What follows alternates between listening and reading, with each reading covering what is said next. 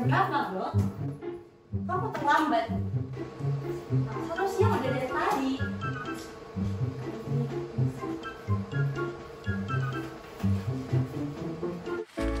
Baik, saya akan mempresentasikan mengenai jenis akun kas dan instrumen keuangan.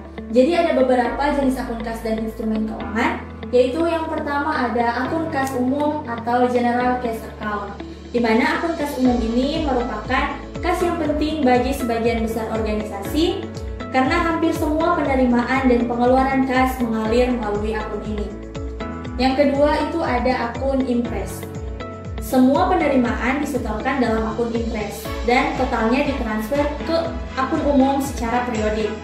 Nah, akun pengeluaran ini ditetapkan atas dasar Impress tetapi dengan earn yang berbeda dari akun penggajian Impress. Terus selanjutnya yang ketiga ada akun bank cabang. Nah, akun bank cabang berguna untuk membangun hubungan perbankan di komunitas lokal dan memungkinkan sentralisasi operasi pada tingkat cabang. Next, yang keempat itu ada dana kas kecil Impress. Nah, dana kas kecil Impress bukan merupakan rekening bank, tetapi hampir serupa dengan kas di bank dalam hal pencantumannya. Nah, akun kas kecil adalah akun sederhana seperti memisahkan sejumlah kas dalam kotak terkunci untuk beban yang tidak terduga. Selanjutnya yaitu yang kelima ada equivalent kas. Nah, perusahaan seringkali menginvestasikan kelebihan kas yang diakumulasi selama bagian tertentu dari siklus operasi yang akan diperlukan tidak lama lagi dalam bentuk equivalent kas yang bersifat jangka pendek dan sangat liquid.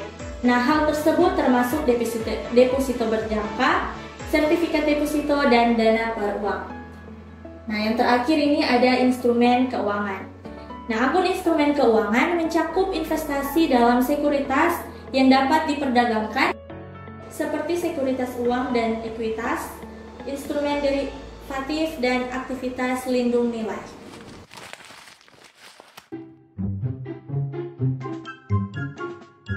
Jadi, coba sebutkan jenis-jenis akun kas yang umumnya digunakan oleh sebagian besar perusahaan. Apa jawabanmu?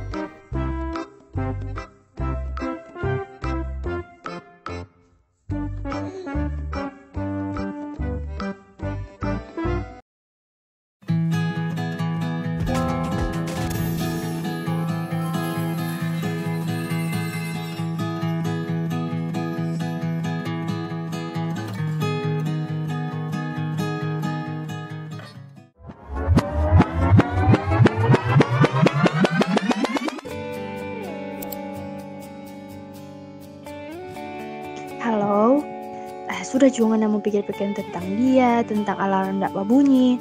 Lebih baik Anda menjelaskan toh? Oke? Bye-bye. Hubungan antara kas di bank dan siklus transaksi lainnya memiliki peran ganda. Jumlah kas yang mengalir masuk ke dalam dan keluar dari akun kas seringkali lebih besar ketimbang jumlah kas yang mengalir untuk akun lainnya dalam laporan keuangan.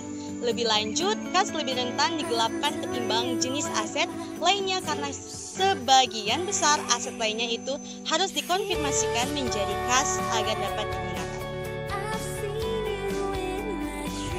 Seluruh jenis asuransi yang berbeda itu umumnya ditemukan sebagian besar dari pengujian rekonsiliasi bank. Hal tersebut termasuk dalam 4, yaitu yang pertama, ada kegagalan memasukkan klien cek yang belum dikelirikan oleh bank pada daftar cek yang beredar walaupun telah dicatat dalam jurnal pengeluaran kas. Dan yang kedua adalah kas yang diterima oleh klien setelah tanggal neraca tetapi dicatat sebagai penerimaan kas pada tahun berjalan.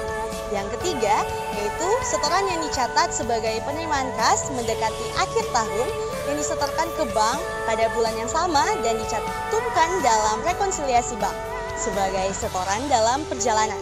Dan yang terakhir ada pembayaran wesel bayar yang didebetkan langsung ke saldo bank oleh bank sendiri tetapi belum dimasukkan dalam catatan klien.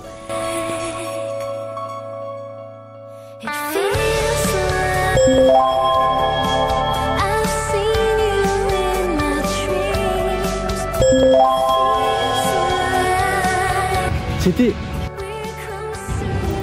Engke.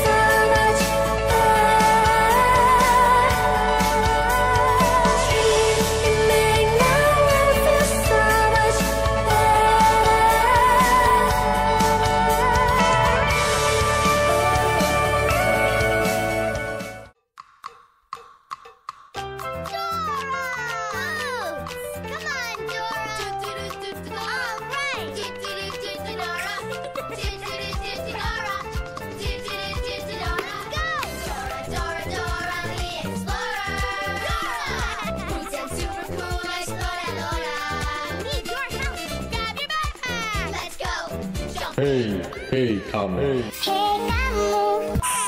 Welcome to Accounting Land. Kamu dipilih untuk mencari harta karun. Carilah harta karun dengan bantuan peta yang sudah kamu pegang. Selamat mencari. Hahaha.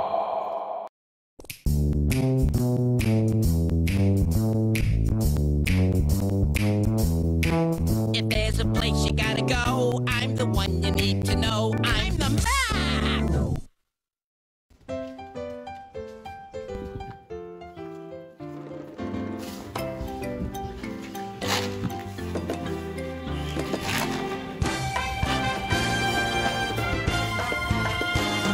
Tahap 1 langkah 1 yaitu identifikasi risiko bisnis klien yang mempengaruhi kas.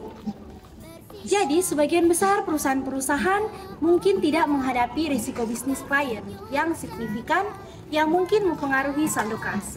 Nah, risiko bisnis klien kemungkinan besar berasal dari equivalent kas dan jenis investasi lain.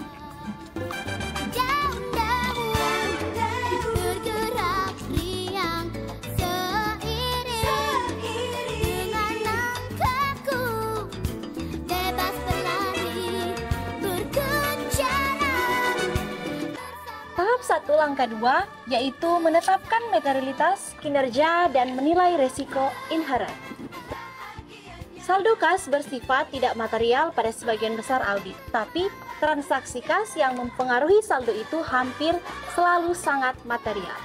Oleh karena itu, potensi salah saji yang material seringkali ada.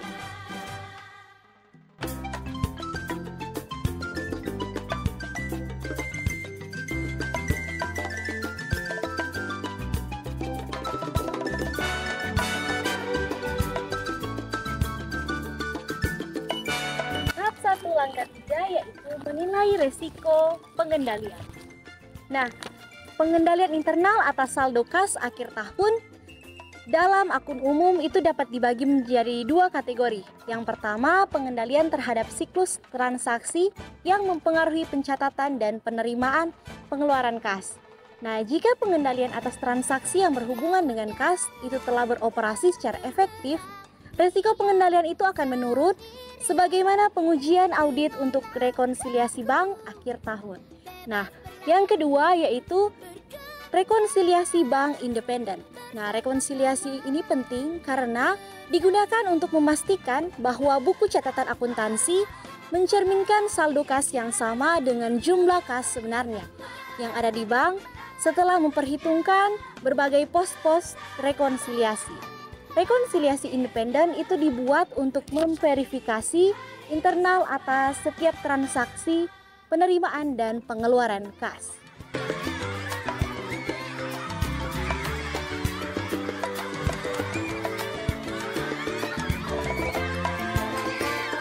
Selanjutnya, tahap yang kedua yaitu merancang dan melaksanakan pengujian pengendalian serta pengujian substantif atas transaksi. Nah, karena saldo kas dipengaruhi semua siklus kecuali siklus persediaan dan pergudangan, ada banyak sekali transaksi yang mempengaruhi kas.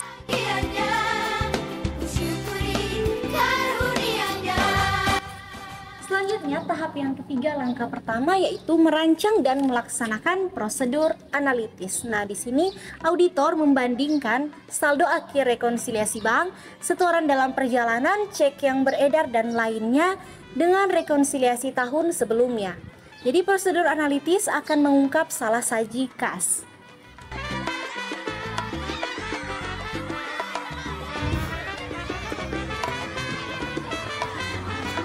Selanjutnya, tahap yang ketiga, langkah yang kedua, yaitu merancang pengujian atas rincian saldo kas.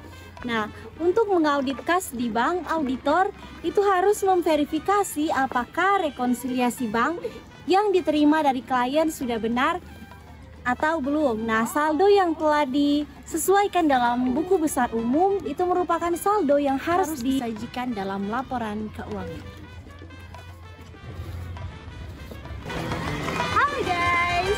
Welcome back, and now kita dengan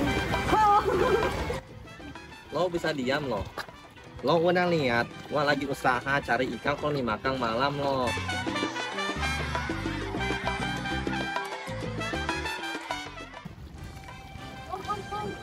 boleh bertanya?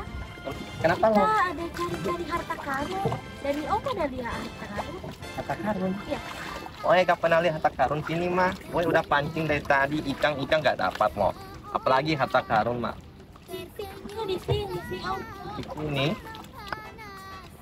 Oe udah lihat mah harta karun sini. Nggak Kong? Udah mau Kong. Malah weh. Kotak apa ini lo? Hah? Itu? Ini mah. Iya. Ini lo. Terima kasih.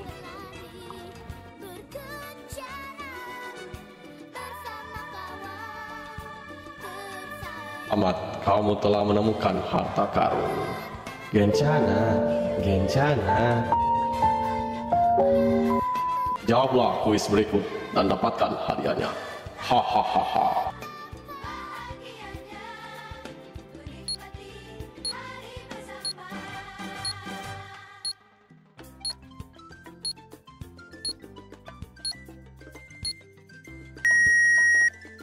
Hadiahnya diminta sama kelompok ya.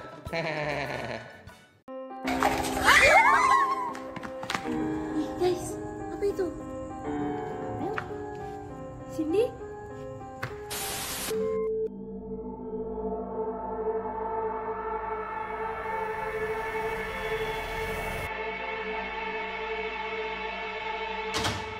Selamat datang di Accounting Mystery. Jadi hari ini guys, kita mau ngapain? Kita akan mencari tahu prosedur audit aktual dari tahap ketiga.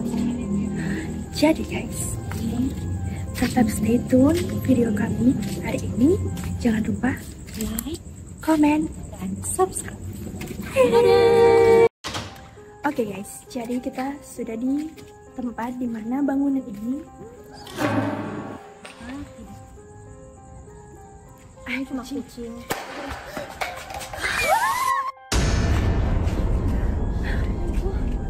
Guys, apa itu?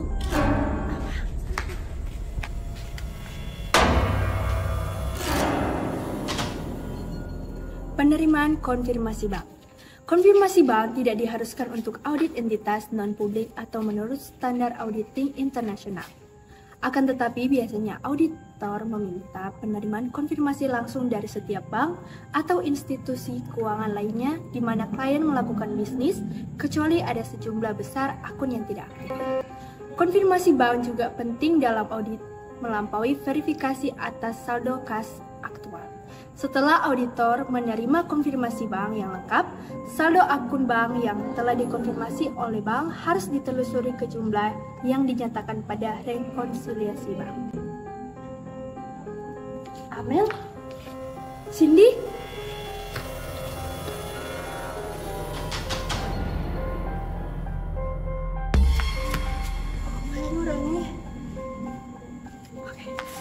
Penerimaan aktivitas visa batas bank setelah akhir tahun. Laporan visa batas bank adalah dokumen yang berisi informasi rekening bank klien yang disediakan oleh bank kepada kantor akuntan publik.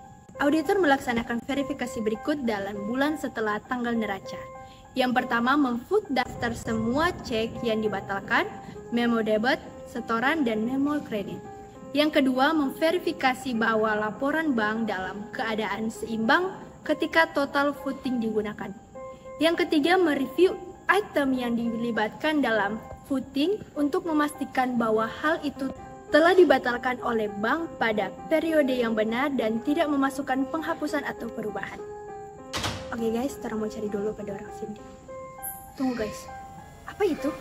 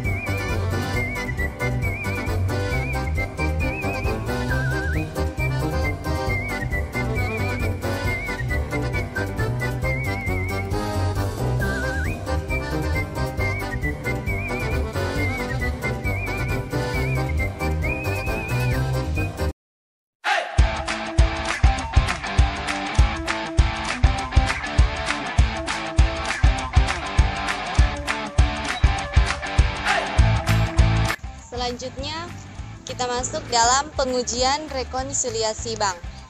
Dalam memverifikasi rekonsiliasi, auditor menggunakan informasi yang ada dalam laporan pisah batas bank untuk memverifikasi kelayakan item yang direkonsiliasi. Verifikasi atas rekonsiliasi yang dilakukan, auditor melibatkan beberapa prosedur. Yang pertama, memverifikasi bahwa rekonsiliasi bank klien sudah akurat secara matematis. Yang kedua, menelusuri saldo pada konfirmasi bank dan atau saldo awal pada laporan pisah batas ke saldo per bank pada rekonsiliasi bank untuk memastikan saldo tersebut sama.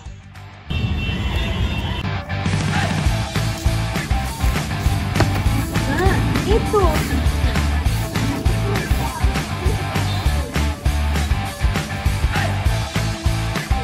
Selanjutnya, menelusuri cek yang ditulis dan dicatat sebelum akhir tahun dan dimasukkan dengan laporan pisah batas bank ke daftar cek yang beredar pada rekonsiliasi bank dan ke jurnal pengeluaran kas pada periode atau periode-periode sebelum tanggal neraca. Selanjutnya, menyelidiki semua cek yang signifikan yang tercantum daftar cek yang beredar yang belum di-clearing oleh bank pada laporan pisah batas.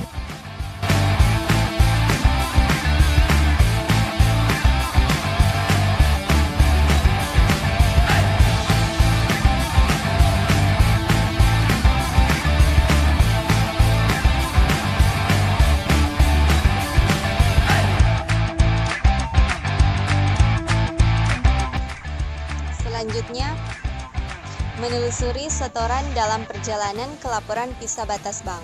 Dan yang terakhir, memperhitungkan item yang direkonsiliasi lainnya pada laporan bank dan rekonsiliasi bank.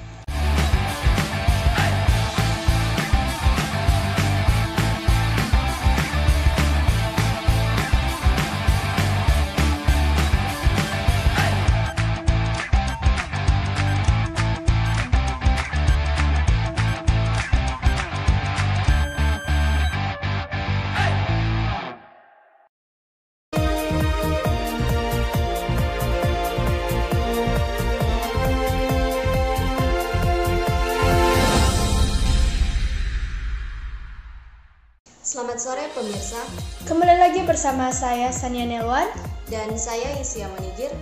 dalam seputar dunia auditing. Baiklah, berita selanjutnya terkait dengan prosedur yang berorientasi kecurangan. Kita telah terhubung dengan rekan kami, Carmelia Putri. Carmelia Putri, apa bisa dengar? Carmelia? Carmel? Carmel? Mel. Cek. So live. Terima kasih Sania dan Isia yang berada di studio. Selamat sore pemirsa. Saat ini saya akan menjelaskan mengenai prosedur yang berorientasi kecurangan. Pertimbangan utama dalam audit saldo kas umum adalah kemungkinan terjadinya kecurangan. Auditor harus memperluas prosedur audit kas akhir tahun untuk menentukan kemungkinan adanya kecurangan yang material apabila pengendalian internal tidak memadai. Dalam merancang prosedur untuk mengungkapkan kecurangan, auditor harus mempertimbangkan 4 hal. Yang pertama, sifat defisiensi pengendalian internal. Yang kedua, jenis kecurangan. Yang ketiga, materialitas kecurangannya potensial. Dan yang keempat, prosedur audit yang paling efektif dalam mengungkapkan kecurangan. Prosedur yang dapat mengungkapkan kecurangan dalam bidang penerimaan kas ada 5. Yang pertama, konfirmasi piutang usaha. 2. Pengujian yang dilaksanakan untuk mendeteksi laping. Yang ketiga, mereview ayat jurnal buku besar umum dalam akun kas untuk pos-pos tidak biasa. Yang keempat, membandingkan pesanan pelanggan dengan penjualan dan penerimaan kas selanjutnya. Dan yang kelima, memeriksa persetujuan dan dokumen pendukung piutang tak tertagih, serta retur penjualan dan pengurangan. Untuk mengungkapkan kecurangan yang berhubungan secara langsung dengan saldo kas akhir tahun, ada 3 prosedur yang dilakukan. Yang pertama yaitu memperluas pengujian rekonsiliasi bank, yang kedua bukti kas, dan yang ketiga pengujian transfer antar bank. Penjelasan prosedur yang pertama yaitu memperluas pengujian rekonsiliasi bank. Jika auditor yakin bahwa rekonsiliasi bank akhir tahun disalah-sajikan dengan sengaja, maka akan dilaksanakan pengujian lebih lanjut. Maaf. Teranda sementara live ini. Coba tak lama, boleh? Oh iya. Kita nggak tahu sih mau pergi di sini, mari kita mau pergi di sini. Bagaimana kita? Oh itu di sana. Kak. Di mana? Di sana. Ya, naik ke atas terus Oh, terima kasih. Iya. Mohon maaf atas kesalahan teknis yang baru saja terjadi. Saya akan melanjutkan. Prosedur yang pertama yaitu memperluas pengujian rekonsiliasi bank. Jika auditor yakin bahwa rekonsiliasi bank akhir tahun disalah-sajikan dengan sengaja, maka akan dilaksanakan pengujian lebih lanjut atas rekonsiliasi bank akhir tahun. Prosedur yang diperluas ini memverifikasi apakah semua transaksi yang dicantumkan dalam jurnal selama beberapa bulan terakhir tahun berjalan telah dimasukkan dalam atau dikeluarkan dari rekonsiliasi bank secara benar dan memverifikasi apakah semua item dalam rekonsiliasi bank telah dicantumkan secara benar. Auditor juga harus melakukan prosedur setelah akhir tahun dengan menggunakan laporan bisa batas bank. Prosedur yang kedua yaitu bukti kas. Auditor terkadang menyiapkan bukti kas ketika klien memiliki kelemahan pengendalian internal yang material terhadap kas. Auditor menggunakan bukti kas untuk menentukan apakah hal-hal berikut dilakukan. Yang pertama, semua penerimaan kas yang tercatat telah disetorkan. Yang kedua, semua setoran di bank dicatat dalam catatan akuntansi. Yang ketiga, semua pengeluaran kas yang tercatat telah dibayarkan oleh bank. Dan yang keempat, semua jumlah yang telah dibayarkan oleh bank dicatat. Bukti kas sendiri atau proof of cash meliputi 4 tugas rekonsiliasi berikut. Yang pertama, merekonsiliasi saldo laporan bank dengan saldo buku besar pada awal periode bukti kas. Yang kedua, merekonsiliasi penerimaan kas yang disetorkan per bank dengan penerimaan yang dicatat dalam jurnal penerimaan kas selama periode tertentu. Dan yang ketiga yaitu merekonsiliasi pembayaran elektronik dan clearing check yang dibatalkan oleh bank dengan yang dicatat di jurnal pengeluaran kas selama periode tertentu. Yang keempat, merekonsiliasi saldo laporan bank dengan saldo buku besar umum pada akhir periode bukti kas. Dalam mengumpulkan bukti kas, auditor akan menggabungkan pengujian substantif atas transaksi dengan pengujian atas rincian saldo. Bukti kas merupakan metode yang tepat untuk membandingkan penerimaan dan pengeluaran kas yang tercatat dengan rekening bank dan dengan rekonsiliasi bank. Tetapi bukti pengeluaran kas tidak efektif dalam mengungkapkan kecurangan seperti cek palsu atau pencurian kas. Demikian yang bisa saya sampaikan.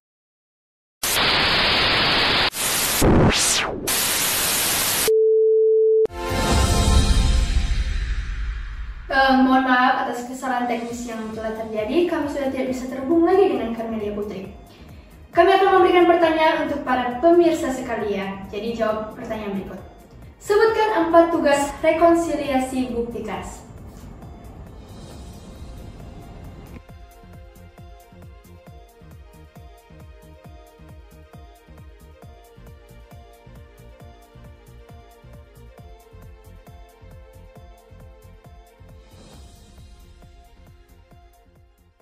iya.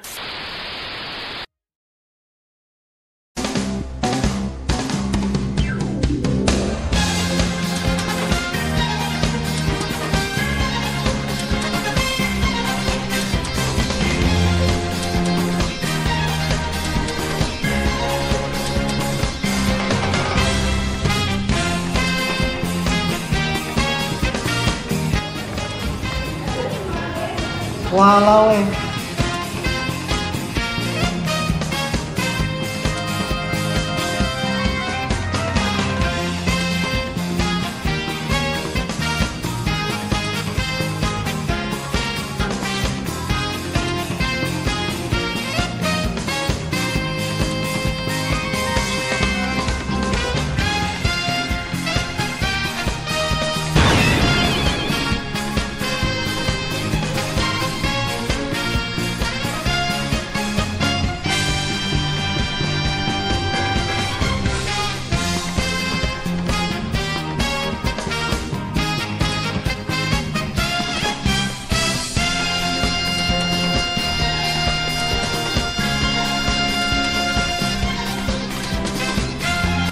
para penggelap uang biasanya menutupi pencurian kas dengan praktik yang disebut sebagai cheating atau melakukan pencatatan transaksi dengan tidak benar.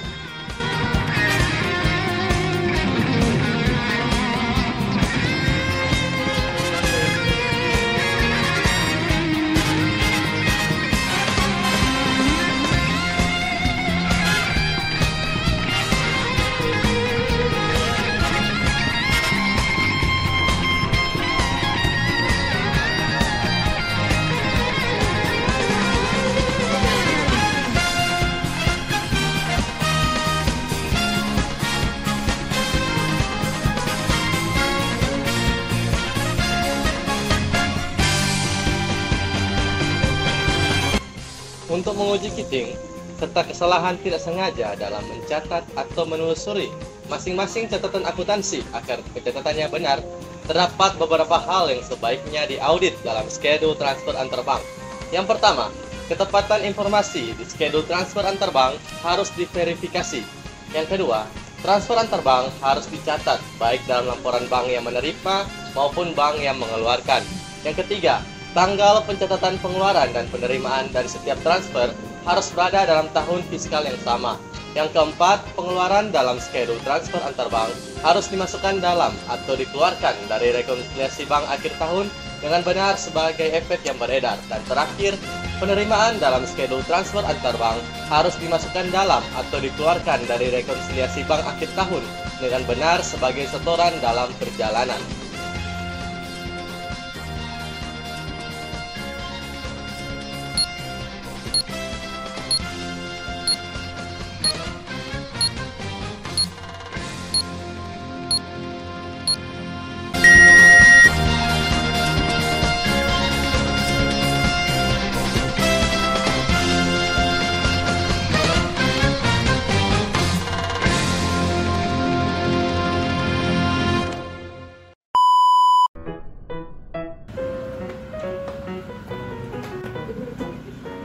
Selamat sore.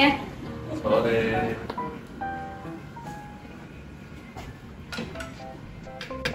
Dari mana, Nana? Dari sekolah. Kamu baru pulang jam segini? Lagi bikin tugas. Tugas apa? Tugas audit. Tentang Audit atas akun instrumen keuangan. Nah, audit atas akun instrumen keuangan itu terdiri dari 2 tahap. Tahap pertama, mengidentifikasi risiko bisnis klien yang mempengaruhi instrumen keuangan, di mana risiko bisnis yang terkait dengan instrumen keuangan akan bervariasi tergantung pada signifikan dan agresivitas aktivitas investasi perusahaan. Poin yang kedua, menetapkan materialitas kinerja dan menilai risiko inheren. Saldo akun instrumen keuangan mungkin bersifat material tergantung pada jenis dan frekuensi aktivitas investasi. Faktor-faktor yang mempengaruhi risiko inheren atas instrumen keuangan meliputi tujuan manajemen terkait aktivitas investasi. Misalnya, hedging untuk meminimalkan risiko, kompleksitas sekuritas atau derivatif. Poin ketiga yaitu menilai risiko pengendalian. Auditor harus memahami efektivitas perancangan dan pengoperasian, pengendalian internal menyangkut inisiasi, otorisasi, pemrosesan, pengukuran nilai wajar, dan pengungkapan aktivitas investasi. Betul, Sob. Ya iyalah, masa ya iya dong. DP tahap kedua itu terdiri dari 3 poin juga. Nah, poin pertama itu merancang dan melaksanakan pengujian pengendalian dan pengujian substantif atas transaksi. Tidak seperti beberapa akun lain di mana auditor dapat memilih untuk melakukan pengujian substantif yang lebih ekstensif dan mengurangi ketergantungan pada pengendalian. Penilaian pengendalian internal yang terkait dengan instrumen keuangan mungkin diperlukan demi mengurangi risiko audit ke tingkat yang dapat diterima, terutama untuk tujuan audit yang berkaitan dengan transaksi. Nah, poin kedua itu merancang dan menerapkan prosedur analitik. Prosedur analitis dapat digunakan untuk menguji kewajaran pendapatan bunga dan dividen. Ya, poin ketiga itu perancangan pengujian atas rincian saldo instrumen keuangan. Di mana awal pengujian saldo akhir akun instrumen keuangan adalah mendapatkan schedule aktivitas investasi selama tahun berjalan. Schedule aktivitas investasi akan meliputi saldo awal, pembelian dan penjualan instrumen keuangan, serta keuntungan dan kerugian terkait. Saldo akhir yang dicatat pada nilai pasar wajar atau nilai lain yang konsisten dengan standar akuntansi. Ngerti sekarang? Ngerti dong, masa nggak ngerti?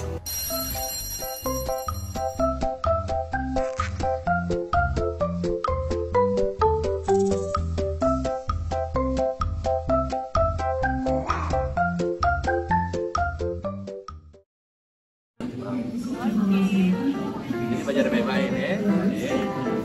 Atau nanti lulus, kerja bagus.